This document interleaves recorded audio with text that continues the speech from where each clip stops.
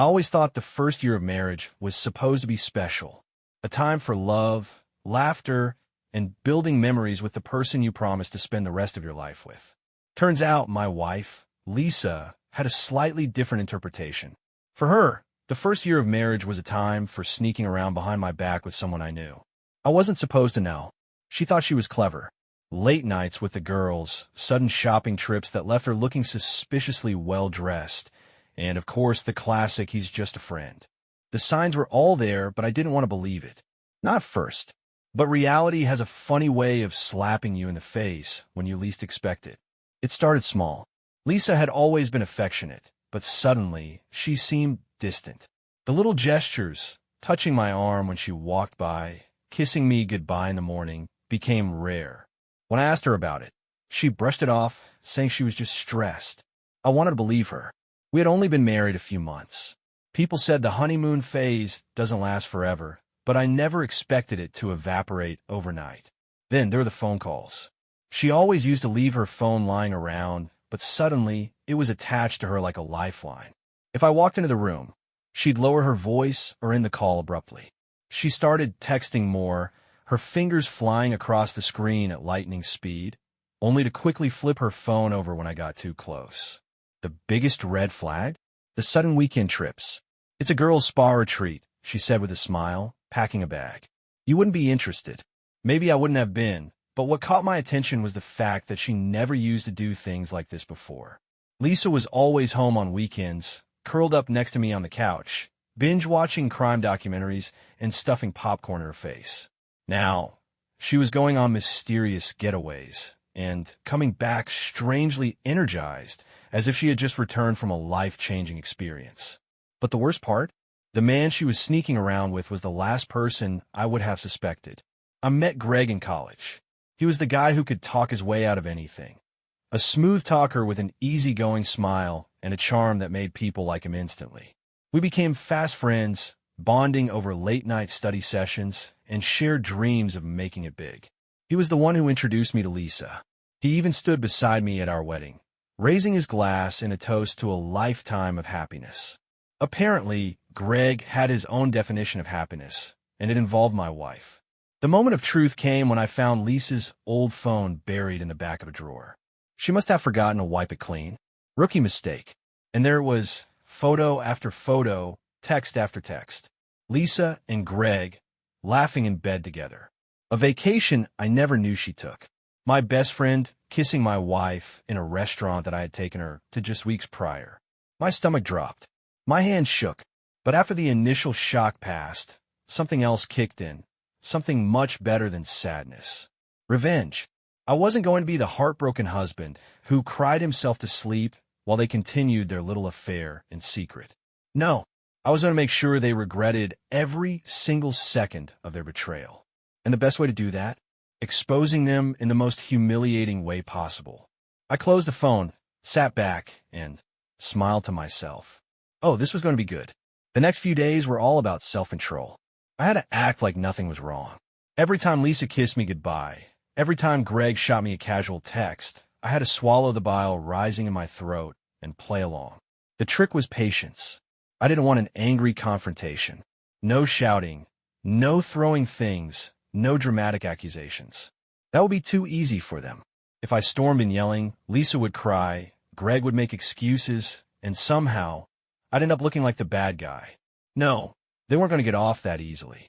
I needed something bigger, something permanent, something that would burn this betrayal into their lives forever. That's when I came up with the idea for the anniversary party. Our one-year anniversary was just a few weeks away, and Lisa had been dropping hints about wanting to celebrate in style. "We should do something big," she had said over dinner one night, twirling her fork in her pasta. "Invite everyone we love. Make it a night to remember." Oh, it would be just not in the way she imagined. I threw myself into planning, booked a venue, sent out invitations, made sure Greg and his fiancée would be there. I even let Lisa think it was all her idea, pretending to be the perfect, devoted husband. Meanwhile, I was gathering evidence. I went through every text, every email, every single call log I could find. I installed a small spy cam in our living room, just in case they were dumb enough to sneak around under my own roof. And surprise, surprise, they were. The footage was perfect. Lisa, sitting on the couch, giggling in her phone. Moments later, Greg walked in. Akish. A whispered, "I love you." The kind of moment that should have belonged to me, but instead had been stolen by the two people I trusted most. I compiled it all into a neat little package. A digital masterpiece of deception and betrayal. Photos, videos, text screenshots, it was all there. But just to be thorough, I hired a private investigator. Not because I needed more proof, but because I wanted to see just how deep this rabbit hole went. And boy, did it go deep. Romantic weekend getaways, expensive dinners, all on my dime, of course. The PI even caught them sneaking into a hotel in the middle of the afternoon, like a couple of teenagers who couldn't keep their hands off each other. Every new detail added fuel to the fire. Every receipt, every late-night text, every smug little inside joke they shared made my blood boil. But I didn't lose control. I didn't confront Lisa. I didn't punch Greg in the face, no matter how badly I wanted to. No, I just smiled. Played the part. Let them dig their own graves while I made my plans. And on the night of our big anniversary party, everyone was going to see the truth. The weeks leading up to our anniversary party were almost comical. Lisa was buzzing with excitement, completely oblivious to the fact that I was about to ruin her life. Every time she smiled at me, I had to fight back a smirk. Every time she talked about how perfect the night was going to be, I nearly laughed out loud. Oh, it was going to be perfect, all right, just not in the way she expected. She spent hours obsessing over the details. "Do you think we should go with white roses or red?" she asked one evening, holding up pictures on her phone. I pretended to think it over, sipping my beer. "White," I finally said. "Classic, timeless." "Good choice," she beamed, kissing my cheek. I had to resist the urge to wipe it off. Greg, on the other hand, was a little more cautious. He wasn't stupid, at least not entirely. I caught him watching me a few times, his eyes lingering a little too long, as if he suspected something was off. "You all right, man?" he asked one afternoon when we ran into each other at the gym. "Yeah, just busy with work," I replied, forcing a smile. "You know how it is." He nodded, but I could tell he wasn't convinced. "Good." Let him sweat a little. Meanwhile, I made sure every detail of my revenge was in place. I double-checked my video presentation, making sure the images were crystal clear. I rehearsed my speech in my head, picturing the exact moment Lisa's face would drop in horror. I even coordinated with a few close friends, making sure they had front-row seats to the disaster I was about to unleash. By the time the night of the party arrived, I was more than ready. Lisa walked into the venue like she owned the place, glowing in a sleek red dress that probably cost a small fortune. Greg arrived shortly after, his fiancée on his arm, completely unaware that his world was about to collapse. The room was packed with friends, family, colleagues, everyone who mattered. "You did such a great job planning this," Lisa whispered to me as the guests settled in. "I'm so lucky to have you." I smiled, raising my glass. "To us," I said. She clinked her glass against mine, laughing. "To us." The irony was almost too much. Then it was time. I cleared my throat and stepped up to the front of the room. "First of all, thank you all for coming tonight. It means the world to Lisa and me that you're here to celebrate our first anniversary. It's been an amazing year, full of love, trust, and, most importantly, honesty." Greg shifted uncomfortably. Lisa kept smiling, oblivious. Now, I continued. "Lisa and I wanted to share something special with all of you. A little video montage of our first year together. Some of our best memories." I clicked the remote. The screen behind me lit up. The first few images were exactly what everyone expected. Lisa and me at our wedding, on our honeymoon, laughing together. Then, the real show began. A picture of Lisa and Greg in a hotel lobby. A screenshot of their texts. Lisa, "He's so clueless. I could do this forever." Greg, "I can't wait until we don't have to hide anymore." Lisa gasped. Greg went pale. The best part? This was just the beginning. A stunned silence filled the room. The slideshow continued flashing across the screen, revealing text messages, secret meetings, and undeniable proof of Lisa's betrayal. The guests sat frozen, their faces a mix of shock, disbelief, and disgust. Lisa gasped. Tom, what is this? I took a slow sip of my drink before setting it down. Oh, just a little trip down memory lane. You wanted our guest to see how special this past year has been, right? Her face paled. Greg, sitting across the room with his fiancée, looked like he had just swallowed a grenade. His fiancée, a sweet woman named Emily, stared at him with wide eyes, gripping her wine glass so tightly I thought it might shatter. Lisa, her mother's voice rang out. Tell me this isn't true. Lisa stood frozen, unable to respond. The slideshow kept rolling. Photos of Lisa and Greg at a secluded cabin. Texts from Lisa complaining about how boring I was. Messages from Greg promising they'd be together soon. Every single piece of evidence played out before the horrified crowd. This isn't what it looks like. Lisa stammered, looking around desperately. This is all fake. Tom, why would you do this? I laughed, shaking my head. Oh, sweetheart, the only thing fake here is your loyalty. Greg tried to stand, but before he could, Emily threw her entire glass of red wine at him. You absolute piece of garbage, she yelled. How could you? Gasps echoed around the room. Greg, now drenched in wine, opened his mouth to defend himself, but Emily wasn't finished. She pulled off her engagement ring and threw it at his chest. We're done. Lisa's father stepped forward, shaking his head in disappointment. Lisa, I didn't raise you to be this kind of woman. Lisa's mother looked ready to faint. Meanwhile, I stood tall, enjoying every second of the chaos. Tom, Lisa pleaded, stepping toward me, her eyes glossy with fake tears. We can fix this. Please don't do this here. I smirked. Oh no, Lisa, this is exactly where we're doing this. In front of everyone you wanted to impress. I turned to the crowd. Thank you all for coming. I know this isn't the celebration you expected, but I'd say it's even better. I reached into my pocket and pulled out a neatly folded envelope. Oh, and Lisa, here's my anniversary gift to you, divorce papers. Signed and ready. Lisa's mouth fell open as I tossed the envelope onto the table in front of her. The room erupted in murmurs, people whispering behind their hands, shooting her and Greg dirty looks.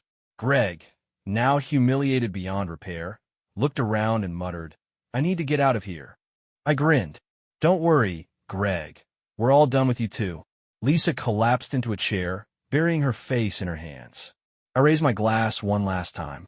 To truth, everyone. Have a wonderful evening. And with that, I walked out, leaving Lisa and Greg to drown in the mess they had created. I walked out of that party feeling lighter than I had in months. The cold evening air hit my face as I stepped outside, but the warmth of satisfaction kept me from shivering. Inside, Lisa was probably still sitting there, stunned and humiliated. Greg was either trying to sneak out unnoticed or drowning in the furious glares of the people who once respected him. My phone buzzed in my pocket. I pulled it out to see a flood of messages coming in from friends and family. Some were simple. Damn, man. Others were more supportive. You deserved better. Proud of you. And then there were the ones I enjoyed the most. Lisa is losing her mind. She's sobbing, trying to explain herself, but no one is listening. Good. Let her stew in it. I got in my car and just sat there for a moment, letting it all sink in. I should have been devastated. I should have been drowning in regret, wondering if I went too far. But all I felt was relief. The weight I had been carrying for months was gone. I wasn't just free, I was victorious. By the time I pulled into my driveway, my phone rang. Lisa. I smirked, staring at the screen. I let it ring until it stopped. A minute later, she called again. And again. I finally answered, just to hear her voice tremble. Tom, please. Can we talk? I leaned back in my seat, enjoying the desperation in her voice. Oh, now you want to talk? I didn't mean for it to happen like this, she sobbed. Please, just let me explain.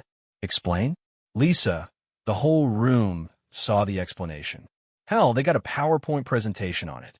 She inhaled sharply. I made a mistake. It was just what? A slip? A phase? A misunderstanding? I cut her off. Lisa, don't insult my intelligence.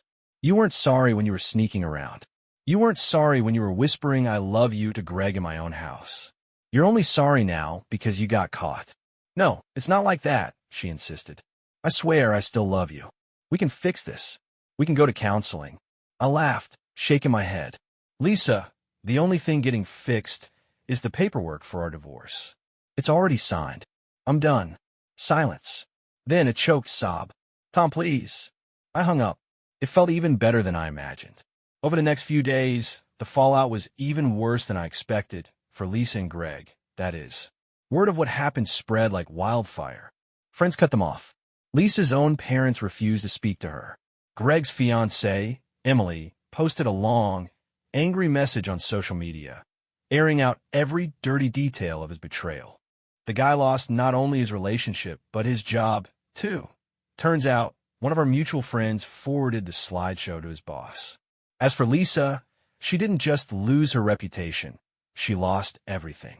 Our house, Mine, her fancy car, leased under my name. The savings she thought she had, I had moved most of it before the party. She had nothing but a suitcase and a pile of regrets. She tried calling me a few more times, sending long texts begging for another chance. I ignored every single one. She made her bed. Now she had to lie in it, alone.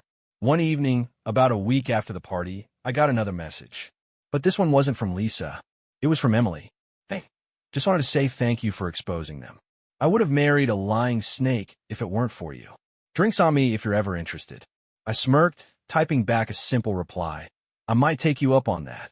As I set my phone down and leaned back on my couch, I felt something I hadn't in a long time. Peace. Lisa and Greg thought they had played me. They thought they had won. But in the end, I had the last laugh. The days after the party felt like a new beginning. I had spent so much time plotting, waiting, anticipating, and now it was over. The weight of betrayal had been lifted, and in its place was something I hadn't felt in a long time: freedom. No more pretending, no more fake smiles while Lisa snuck around behind my back. The truth was out, and there was no going back. Lisa tried. Oh, she tried. She called every day for a week straight, leaving messages that ranged from tearful apologies to desperate bargaining. Tom, please, we can work this out.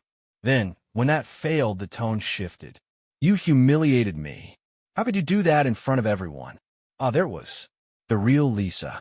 Not the remorseful wife, but the selfish woman who was only sorry she got caught. I ignored her, letting every call go to voicemail. If she wanted to talk, she could talk to my lawyer. Speaking of lawyers, the divorce process was already in motion. Thanks to my well-timed financial maneuvers, Lisa wasn't going to get much. The house was in my name. The savings? Mostly moved to an account she couldn't touch. She thought she had been playing me for a fool, but in the end, I had been 2 steps ahead the whole time. Greg? Well, let's just say his life wasn't looking too great either. After Emily dumped him, she made sure everyone knew exactly what kind of man he was. His reputation was in shambles, and to top it all off, his company let him go. Something about moral integrity concerns.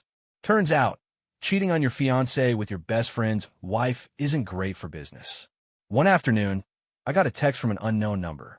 Meet me at O'Malley's. We need to talk. I almost ignored it, but curiosity got the best of me.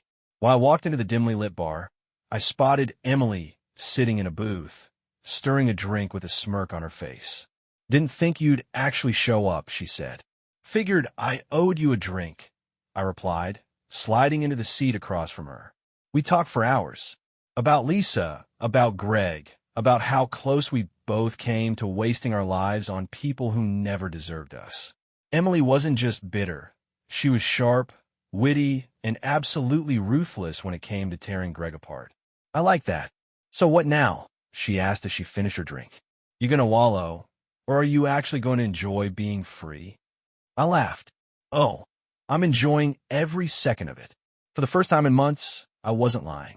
As the night stretched on, I found myself actually relaxing. For the first time in a long while, I wasn't thinking about Lisa, Greg, or the mess they made. I was just enjoying conversation. Emily had the kind of sharp humor that kept me on my toes, and as we swapped war stories, I realized something. Life after betrayal wasn't just about surviving. It was about thriving. You know, Emily said, swirling the last of her drink. I spent the first few days after finding out about Greg crying my eyes out. Then I realized, why the hell am I mourning a future that I never actually had? She grinned. I dodged a bullet. So did you? Yeah, I said, leaning back. I think we both did. As we left the bar, she nudged me playfully. You ever need a drinking buddy, you know where to find me. I smirked. I'll keep that in mind. Walking back to my car, I took a deep breath, letting the cool night air wash over me. Lisa and Greg had tried to tear my life apart, but here I was still standing. No, not just standing, moving forward. I wasn't just free. I was finally living. The days after the party felt like a new beginning. I had spent so much time plotting, waiting, anticipating, and now it was over. The weight of betrayal had been lifted, and in its place was something I hadn't felt in a long time. Freedom. No more pretending. No more fake smiles while Lisa snuck around behind my back. The truth was out, and there was no going back. Lisa tried. Oh, she tried. She called every day for a week straight, leaving messages that ranged from tearful apologies to desperate bargaining. Tom, please, we can work this out. Then, when that failed, the tone shifted. You humiliated me. How could you do that in front of everyone? Oh, there it was. The real Lisa. Not the remorseful wife, but the selfish woman who was only sorry she got caught. I ignored her, letting every call go to voicemail. If she wanted to talk, she could talk to my lawyer. Speaking of lawyers, the divorce process was already in motion. Thanks to my well-timed financial maneuvers, Lisa wasn't going to get much. The house was in my name. The savings? Mostly moved to an account she couldn't touch. She thought she had been playing me for a fool, but in the end, I had been 2 steps ahead the whole time. Greg? Well, let's just say his life wasn't looking too great either. After Emily dumped him, she made sure everyone knew exactly what kind of man he was. His reputation was in shambles, and to top it all off, his company let him go.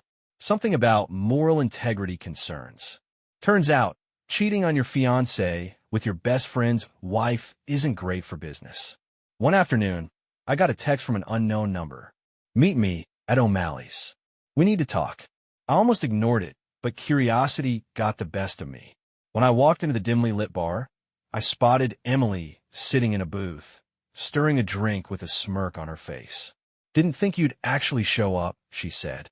Figured I owed you a drink, I replied, sliding into the seat across from her. We talked for hours. About Lisa, about Greg, about how close we both came to wasting our lives on people who never deserved us. Emily wasn't just bitter. She was sharp, witty, and absolutely ruthless when it came to tearing Greg apart. I like that. So what now? She asked as she finished her drink. You gonna wallow? Or are you actually going to enjoy being free? I laughed. Oh, I'm enjoying every second of it. For the first time in months, I wasn't lying. As the night stretched on, I found myself actually relaxing. For the first time in a long while, I wasn't thinking about Lisa, Greg, or the mess they made. I was just enjoying the conversation. Emily had the kind of sharp humor that kept me on my toes, and as we swapped war stories, I realized something. Life after betrayal wasn't just about surviving. It was about thriving. You know, Emily said, swirling the last of her drink, I spent the first few days after finding out about Greg crying my eyes out. Then I realized, why the hell am I mourning a future that I never actually had? She grinned. I dodged a bullet. So did you? Yeah, I said, leaning back. I think we both did. As we left the bar, she nudged me playfully. You ever need a drinking buddy, you know where to find me. I smirked. I'll keep that in mind. Walking back to my car, I took a deep breath, letting the cool night air wash over me. Lisa and Greg had tried to tear my life apart, but here I was still standing. No, not just standing, moving forward. I wasn't just free. I was finally living. The weekend trip I mentioned to Lisa wasn't for relaxation. It was for strategy. With all the evidence I had gathered, I was about to hit the final nail in the coffin of our marriage, and more importantly, her reputation. The night before I left, I made sure to install a couple of extra cameras around the house. Lisa had gotten too comfortable, thinking she had me completely fooled. If my instincts were right, she wouldn't waste any time inviting Greg over the moment I was gone. And I was right. The security footage confirmed it. Greg arrived not even an hour after I left. They didn't even try to be discreet. They laughed, drank wine, and then disappeared into the bedroom. Perfect. I called Emily, Greg's now ex-fiancée, and told her it was time. We had formed an unlikely alliance over the past few weeks, bonding over our shared betrayal. She was just as eager as I was to make sure Lisa and Greg paid for what they had done. "I'll handle my end," she assured me over the phone. "You just make sure the party's packed." That Sunday evening, I returned home earlier than Lisa expected. She was lounging on the couch in one of my t-shirts, scrolling through her phone like she hadn't spent the weekend in bed with my best friend. "Hey, babe," she greeted, barely looking up. "How was your trip?" I set my bag down and smiled. "Oh, it was productive." I saw the faintest flicker of nervousness cross her face, but she quickly masked it. "That's good. Did you miss me?" "Oh, more than you know." The anniversary party was now only days away, and I had everything I needed. The guest list was finalized, the venue was prepped, and the presentation exposing Lisa and Greg's affair was edited to perfection. Lisa spent the next few days obliviously preparing, making sure every little detail was just right. It was almost poetic how much effort she was putting into her own downfall. The night of the party arrived, and the venue was packed. Lisa was glowing, greeting guests, laughing, completely unaware of what was about to hit her. Greg was there, acting like my best friend, shaking hands and making small talk, completely clueless that this was the last social event he'd ever be welcome at. As the night carried on, I finally took the stage. "Thank you all for coming tonight," I began, smiling warmly. "Lisa and I are so grateful to have you all here to celebrate our first anniversary." Lisa beamed, reaching for my hand. I took it, squeezing it just a little too tightly. "This year has been full of surprises," I continued, my eyes locking onto Greg's. Well, let's just say unexpected." A few chuckles rippled through the crowd. "So, Lisa and I put together a little slideshow," I said, pulling the remote from my pocket. "A look back at all the special moments we've shared." Lisa's smile faltered just slightly, but she still had no idea what was coming. I clicked the button. The first few slides were exactly what everyone expected.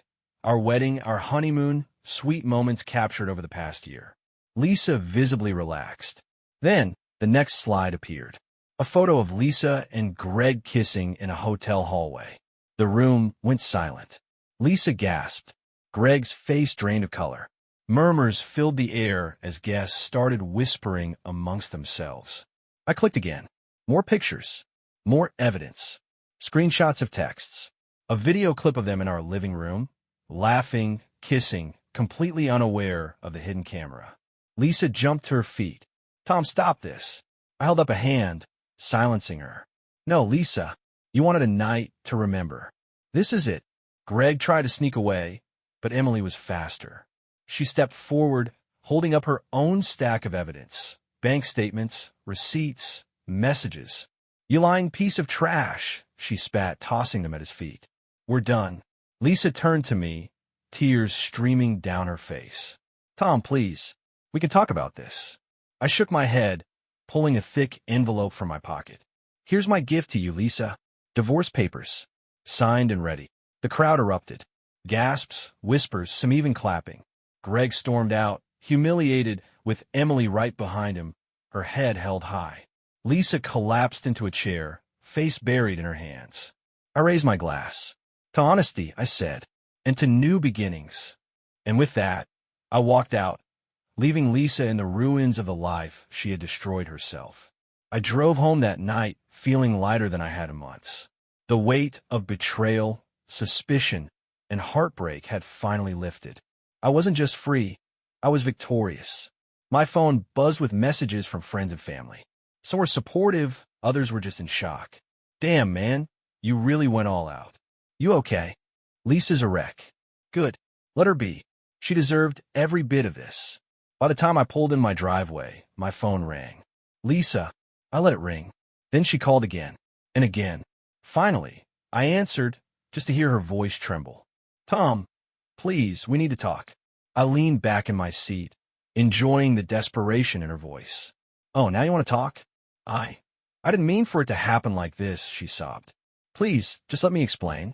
"Explain?" I scoffed. "Lisa." The whole room saw the explanation. Hell, they got a PowerPoint presentation on it. She inhaled sharply. I made a mistake. It was just what? A slip? A phase? A misunderstanding. I cut her off.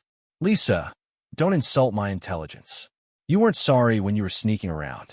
You weren't sorry when you were whispering I love you to Greg in my own house. You're only sorry now because you got caught. No, it's not like that, she insisted. I swear I still love you. We can fix this. We can go to counseling. I laughed, shaking my head. Lisa, the only thing getting fixed is the paperwork for our divorce. It's already signed. I'm done. Silence. Then a choked sob. Tom, please. I hung up, and damn, it felt good. As I walked inside, I grabbed a beer and sat down on the couch. For the first time in a long time, I felt at peace. Lisa was out of my life. Greg was nothing more than a bitter memory, and I was finally free to move forward. A new message popped up on my phone. Emily, drink some time? We deserve to celebrate. I smirked, typing back, absolutely. Revenge had never tasted so sweet. The next morning, I woke up feeling refreshed. No weight on my chest, no tension in my shoulders. It was like my body finally accepted that I was free. I made coffee, scrolled through my messages, and saw that Lisa had texted again. Can we please talk? One last time? I ignored it. I had nothing left to say to her. Instead, I focused on what was ahead. Work, travel, maybe even new experiences that didn't involve a cheating wife and a backstabbing friend. Emily and I met for drinks later that night. We clinked glasses, sharing war stories of betrayal and sweet revenge. So what now? She asked, swirling her wine. I exhaled, leaning back in my chair. I don't know, but for the first time in a long time, I'm looking forward to finding out. Lisa might have destroyed our marriage, but she didn't destroy me. And that was the best revenge of all. The next few weeks passed in a blur. My lawyer handled the divorce proceedings, and since Lisa had no leverage, no house, no assets, and no sympathy from anyone, things moved quickly. She tried to negotiate, of course. She called, texted, even showed up in my office once, looking pitiful and desperate. I never let her in. She had already wasted enough of my life. I wasn't about to give her a second chance to do it again. Greg had disappeared completely. After Emily exposed him in front of everyone, his fiancée left him, and word got around his office about his extracurricular activities. He lost his job and, according to a mutual friend, had to move out of his fancy apartment. Last I heard, he was crashing on someone's couch, trying to piece his life back together. Good. Lisa, on the other hand, was still floundering. She sent me long-winded messages about how she missed me, how she regretted everything, how she wished she could undo her mistakes. I never responded. Instead, I focused on myself. For the first time in years, I wasn't weighed down by stress or suspicion. I worked out more, picked up old hobbies, and even planned a trip, something Lisa always managed to talk me out of because she didn't want to waste money, when in reality, she was just saving it for her secret rendezvous with Greg. One evening, I was packing for a weekend getaway when my phone buzzed. Another message from Lisa? I almost ignored it, but when I checked, I saw it was from Emily. Hey, you free tonight? I have an idea. Curious, I replied. Yeah, what's up? Meet me at O'Malley's. You'll see. I hadn't been to O'Malley's in years, but I was intrigued. I threw on a jacket, got in my car, and drove to the old bar on the outskirts of town. When I walked in, Emily was sitting in a booth, a mischievous grin on her face. What's this about? I asked, sliding it across from her. She smirked, setting down her drink. You ever hear of a thing called dating? I chuckled. Vaguely. Well, she said, leaning forward, it's time to get back out there. I hesitated. I don't know, Emily. I just got out of. She held up a hand. I'm not saying get married again. I'm saying have some fun. Remember what that is. I thought about it. About all the years I'd spent worrying, doubting, living in Lisa's shadow. Maybe Emily was right. Maybe it was time to start living again. I clinked my glass against hers. All right, let's see where this goes. For the first time in a long time, I felt truly free. The next morning, I woke up feeling something I hadn't felt in years. Hope. No anxiety, no weight of betrayal, just the open road ahead. The past was finally behind me, and for the first time in a long time, I was excited about what came next. Lisa had been a chapter of my life, but that book was closed. She still tried to reach out now and then, but her attempts were met with silence. I had nothing left to say to her, and she had nothing left to take from me. Greg? He was just a ghost of bad memories now. The last thing I heard, he was working some dead-end job, barely scraping by. Karma had done its job. As for Emily, our night at O'Malley's turned into a tradition. We met up every Friday, swapping stories, laughing about the absurdity of the past. We weren't rushing into anything serious, and that was fine with me. I wasn't looking for love. I was looking for life, and Emily was helping me rediscover it. One evening, as we sat outside the bar, she tilted her head at me and grinned.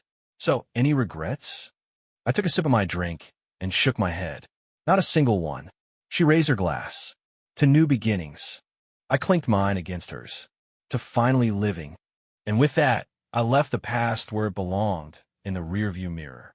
I had spent too long in the shadows of betrayal, but now I was stepping into the light, and I wasn't looking back.